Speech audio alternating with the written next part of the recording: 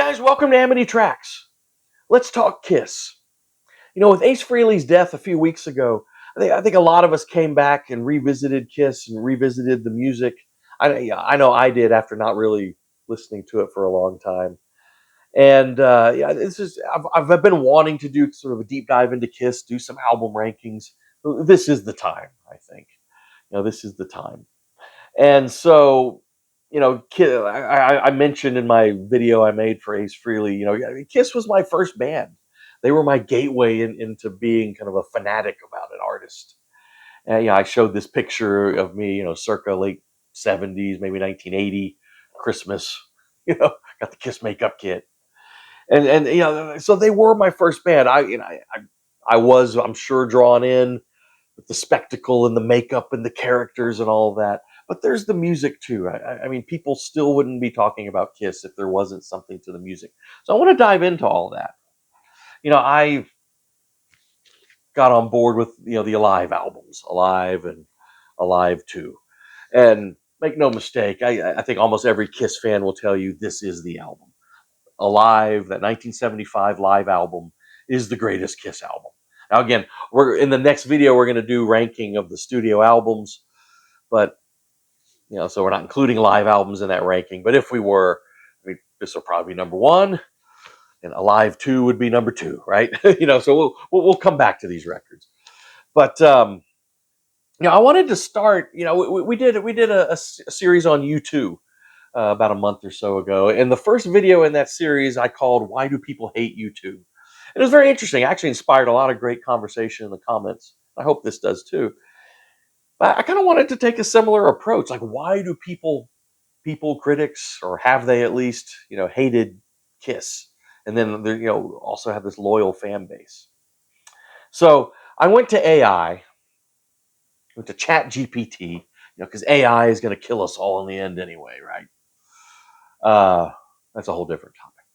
But I went to AI and I typed in, why do people hate Kiss? And I got several reasons here. And so I thought that would be kind of an interesting way to approach it. I could have come up with most of these myself, but I was just curious what AI would say. And so I want to address each of these topics as kind of a way to explore the band a little bit, like I want to. And then, like I said, then we can get to conversation about live Kiss and compilations. And then the next video is going to be the studio album rankings. So that's be a 2-video series on Kiss here. Or if you want to include my Ace Frehley tribute from a couple of weeks ago, that's fine too. All right. Reason number one that ChatGPT gave me of why people hate Kiss was that they are more show than substance. Kind of what I talked about: the spectacle, the makeup, the stage shows, the pyrotechnics, the silly characters, the spaceman, the catman, the star child, the demon, right? What does that have to do with the music? Well, I don't know. It kind of misses the point, in my view. I mean, can't you have both?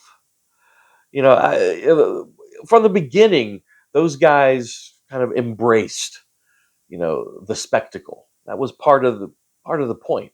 Yeah, you want to talk about influence? I mean, look at these massive stage shows. Beyonce and Taylor Swift, and these huge spectacle shows. Now, I mean, I think a lot of that owes a lot of debt to Kiss. They were one of the early bands that decided that their live performances, at least, were going to be more than just standing up there and playing the music. Now, I respect bands that do that. I mean, the music should speak for itself. But I don't know what I've just never seen anything wrong with bringing a little showbiz into it as well. I mean, you can have the music and the show, right? The second reason that ChatGPT gave me was, the old selling out, the marketing machine that has been Kiss. I mean, are they pioneers of marketing, or are they the ultimate sellout? Maybe both. I don't know. I mean, they obviously set the bar for marketing, and by the late 70s and beyond, it got to ridiculous proportions. Granted, I mean, the lunchbox, the action figures, hell, even the Kiss coffin. You can be buried in it, right? And so, all of that. I mean, I guess it does help develop a loyalty, a brand loyalty. And I don't know, what does authenticity mean in rock anyway? I mean, you go to a show, even of an authentic band. What do? You buy a $50 T-shirt. I mean, you could argue Kiss just took it to the you know nth degree, of the T-shirt, a lot more than just the T-shirt. I do understand the this complaint. I know Gene Simmons has sort of been at the forefront of trying to profit from Kiss marketing. Um, I don't know. Does it bother me? I, I, I think the stuff's kind of fun, but I can understand that complaint. An- Another reason that ChatGPT gave me is that their music lacks complexity. True. I mean, these guys are not King Crimson. They're not Yes. Um, but I do think they are sometimes underrated rock craftsmen. You know, they consistently came up with great riffs, great melodies, hooks. I underneath the bombast, underneath the spectacle, underneath the hard rock of the '70s, or when they tried to get into metal in the '80s, and you know the hair metal in the mid to late '80s. All the different permutations. Underneath all of that, if you really listen to the songs, break that music down. Um, they were always trying to come up with a good hook, a great melody, a great chorus, very melodic. And like I say, you can dress it up with all the spectacle and the glam and the sheen and whatever, all that stuff.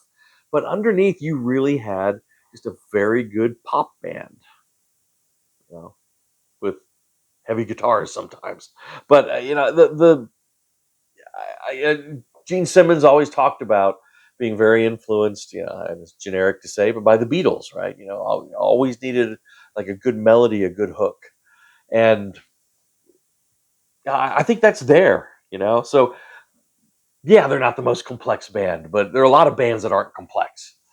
But I think Kiss were very underrated in the none of them are virtuosos really. At least the original four members. Um, but Ace Frehley, I talked about Ace as a guitarist, in my tribute to him. Very distinct style, very melodic playing, very rhythmic playing too. I mean, Ace had a really just and when he was playing at his peak, um, great guitar player. I mean, there's been a lot of other guitar. I mentioned that video. Almost every subsequent guitarist in Kiss was probably more technically proficient than Ace Frehley, but I'd rather listen to Ace all day long over those other guys, just because he had a very distinct character to his playing. And Gene Simmons, very underrated bass player. He part of it's his fault. He never really talks up the music itself very much. He's always talking up other stuff, the marketing and all that. But some great, especially in the '70s, there's great bass lines, really good bass lines. So I mean, was Peter Criss the greatest drummer? No, but again, I think he had some distinct character to it. It worked with that music in the '70s. Paul Stanley, guitar player. Also, you had four very distinct vocalists.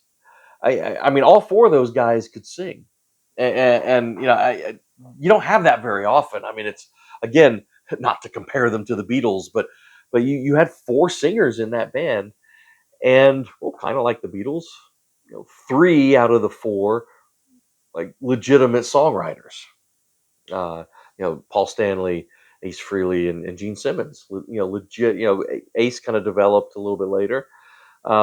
Peter Criss never really could write much of a song, and any song that has his credit on it, there's always other songwriters there helping him out. But three out of the four great songwriters, and all four of them good to great singers. I think Ace Frehley had a lot of character in his singing.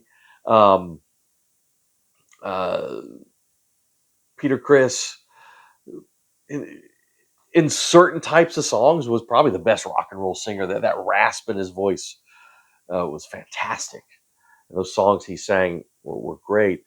Gene Simmons, yeah, I think there's a lot of character in his singing, which is cool. And Paul Stanley was a legitimate, like, really great vocalist in his day. It really wasn't until the 2000s that he started losing that voice. But yeah. So I music lacking complexity, sure, but I think some great musicians there. If there's a weakness, I think it is in the lyrics. I mean, e- even for a hard rock or later, hair metal band, I mean, there's some embarrassing lyrics there. I grant you that. But I mean, bottom line, I mean, Kiss wouldn't have these fans that they do if it was just spectacle. I mean, there's some great music, and there's a long list of artists, very diverse list of artists, who claim to have been somewhat influenced by Kiss, in different ways. I mean, Kurt Cobain to to Garth Brooks, everyone in between. A lot of these people have covered Kiss songs. Another reason ChatGPT gives is the egos and the attitudes. I think especially emanating from Gene Simmons and Paul Stanley. Gene and Paul, I think, rival maybe only Don Henley and Glenn Fry as coming across as, quite frankly, ruthless dirt bags. I mean, the closest to sort of CEOs, in rock and roll. A lot of that's legitimate. Now, here's the deal, though.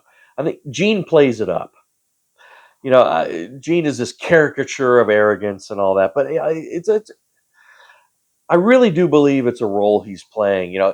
What's interesting, each of these four guys wrote autobiographies, and I actually read all four of them. It was kind of fascinating to hear four very different perspectives on all this stuff and how it unfolded. They're like each of the original members. And reading Gene's biography was very interesting, or his autobiography, I should say.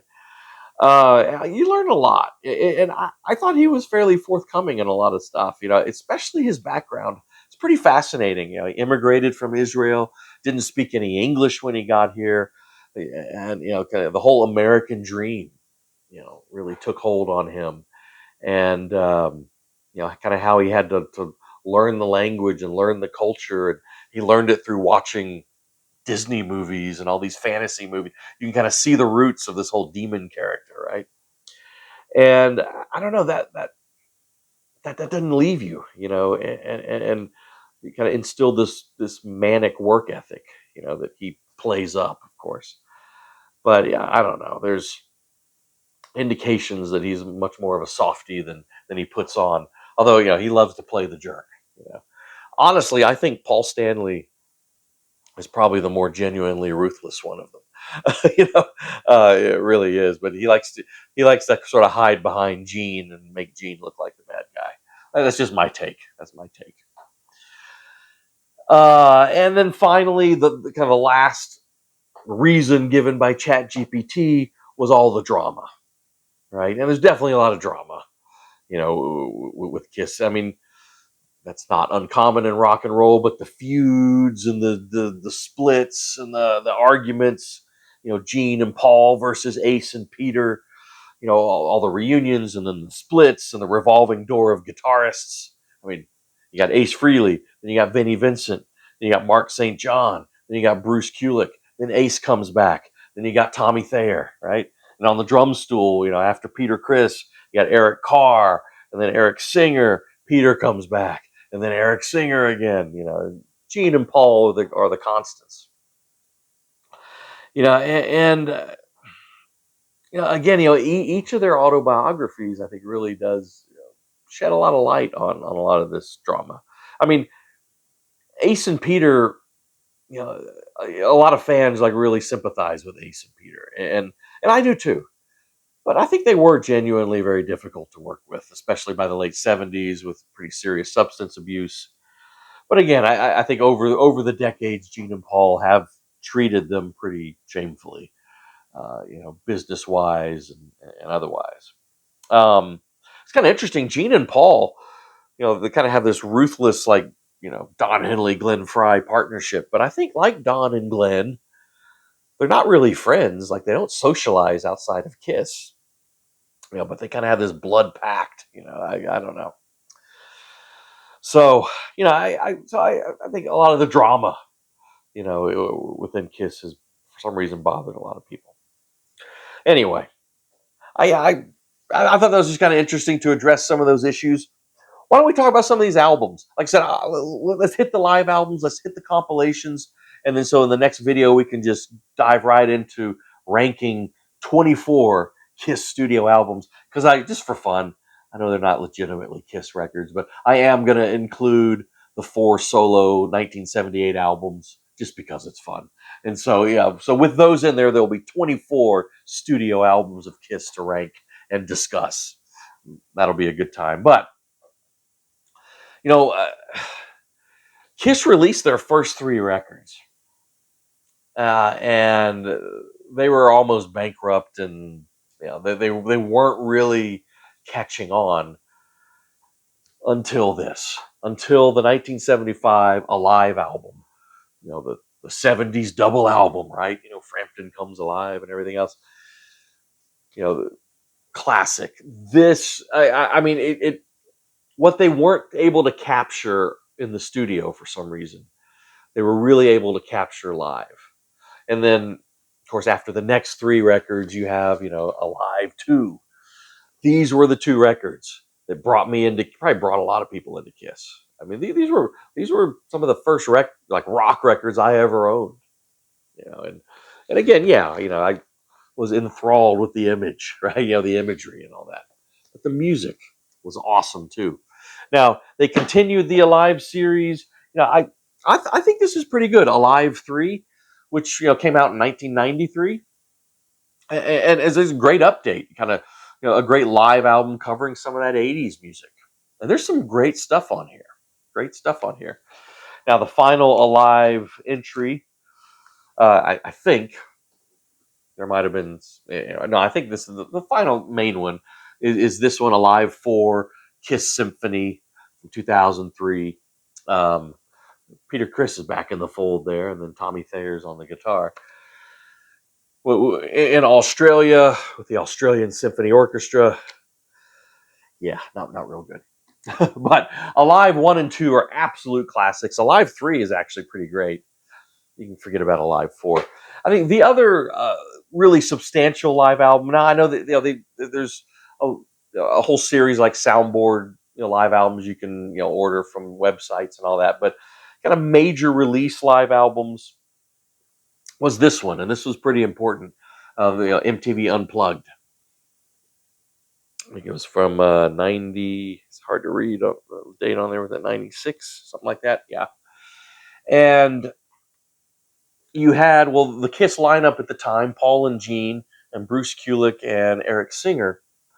But special guests for the first time since these guys left the band in the early '80s: Ace Frehley and Peter Criss. And this really laid the seeds for that late 1990s reunion of the original lineup. Going back to the makeup and the whole thing. This is actually it's a fine record too, by the way. I mean, obviously the excitement is Ace and Peter back, but man, Bruce Kulick, uh, unsung hero in the history. I mean, really, really, fantastic. Um, Eric Singer, really good drummer too. We'll kind of talk about the controversy. Well, we can address that now. Rubs a lot of Kiss fans the wrong way. How Tommy Thayer and Eric Singer, in the last 20 years or so of Kiss, were wearing Ace and Peter's makeup. When they went back to the makeup. Do I blame Eric Singer and Tommy Thayer? No. I mean, those guys are taking a gig. I mean, who wouldn't take that gig, right? I think the blame lies more with Gene and Paul for allowing that to happen. I mean, yeah, I think I speak for a lot of Kiss fans where I say, I wouldn't have the problem with it. Maybe they'd come up with their own new makeup designs and characters, but sort of going up there and, acting like Ace, acting like Peter. just rubbed a lot of people the wrong way, including me. All right, so just real quick, compilations. The first major Kiss compilation is, of course, classic double platinum, double album that basically covers the 70s material up through Love Gun. So it doesn't have Dynasty and all, doesn't have the 78 solo records. But, the first 6 records, that were classic 70s period, this is a fine compilation of that, and huge. But I mean, there's a lot of Kiss comps out there. I'll just show you a couple. The Gold series. There's 40 songs on here. This is pretty great, pretty comprehensive. Although it only goes up through kind of the early '80s, so it doesn't cover a lot of that. I found this one, Icon. It's two CDs. This does actually kind of go through, actually all the way through Psycho Circus. So the disc 2 especially, it's kind of nice because disc 1's the '70s and disc 2 really, some of the underappreciated '80s material. So that's kind of a more balanced one. There's one more I want to show you. This was kind of cool. This is called Kiss Icons. I just found this in some used CD shop one day. Pretty cool actually. It's a 4-disc set. And what's cool is each disc in here focuses on one of the guys. And so like each disc just has songs, there's one disc, where it's just songs that Paul sings, one disc that Ace, one disc that Peter, and then one disc of Gene. Right. And it's kind of organized that way. And they also each include some good tracks from the solo albums and all that. I don't know. It's kind of a neat way to organize it. The point is, there's a ton of Kiss compilations out there, but those are just some of them. But I do think that double platinum is kind of the classic one, for that 70s material. Those first 6 records. Well, all right, guys. What do you guys think? Let's kind of, in the comments, let's talk Kiss. And like I said, in the next episode, I'm real excited. We are going to do a studio album ranking of Kiss's records. So we'll see you next time on Amity Tracks with a Kiss ranking.